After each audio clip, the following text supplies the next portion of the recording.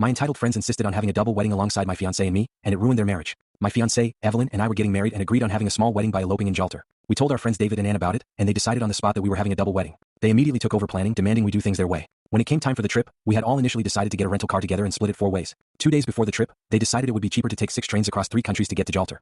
I immediately said no, which led to us driving while they opted to take the train. Well, that went terribly for them. 2 of their trains were cancelled and lost the tickets, and they missed the first night in Gibraltar because they were stuck at a train station in the highest crime-ridden town in Spain. They got robbed at that station too. We had also all agreed to get a really nice Airbnb. However, Anne decided she wanted a real hotel and, at the last second, pulled out of the Airbnb plan. Evelyn and I found a gorgeous little 1-bedroom place, while David and Anne forgot to book a real hotel and ended up in an awful place by the port. It was a spot for merchant sailors to crash while between trips and was on a busy roundabout opposite Burger King. It was also more expensive than our place and they got no sleep because of the sailors. The night before the wedding we met for dinner. At some point, David signaled to the restaurant host, and the lady came over with a VIP bucket with champagne on ice. She popped the cork and gave it to David, who handed it to Anne saying, "Just like the one I gave you in New York, baby." It was supposed to be a romantic moment, but Anne refused to accept it. The host awkwardly poured 2 glasses of champagne, and David pressured Anne into taking a sip. When she did, she spat it out, announcing loudly, "I hate it." David then said he wouldn't be paying for it. The host was ticked off and I understood why. The bottle was $750. She threatened to call the police, so David sheepishly paid for it. The actual weddings went okay apart from the fact that David and Anne were hammered. When Evelyn and I kissed to make it official, David stood up and started yelling that it wasn't fair we got the nicer outfits. And had picked his outfit, and since she was also drunk, she got irritated by his remark. She full-on slapped David and told him that if he didn't like her fashion style, he could screw Evelyn instead.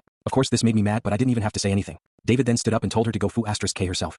He stormed away, but not before tripping over his shoelaces and stumbling into a table full of cupcakes, getting cream all over his suit. For the wedding dinner, and insisted on a fine dining fish restaurant, but Evelyn and I didn't want that, and kept insisting, so we decided not to meet up. Evelyn and I went to the best steakhouse in Gibraltar. We had a great time. After dinner at around 8 p.m. David and Anne messaged us, "Where are you?" Turns out Anne forgot to make reservations, and the fish restaurant was fully booked when they arrived. They ended up taking a store-bought cake back to their sailor hotel and eating it with their credit cards because they didn't have cutlery in their room. The next day they had a huge fight because David decided to smash cake in Anne's face in the lobby of their hotel. Turns out he bought a second cake just for that. They then decided everything was Gibraltar's fault and spontaneously left. They booked a beach resort up the coast of Spain and headed on foot to the train station. The train was late, they got stranded somewhere with all their luggage and it took them 14 hours to get to the resort. They arrived at 11 p.m. and were checking out the next morning. They also got stranded again on the way home, lost half their luggage and decided to take a break from each other for a month.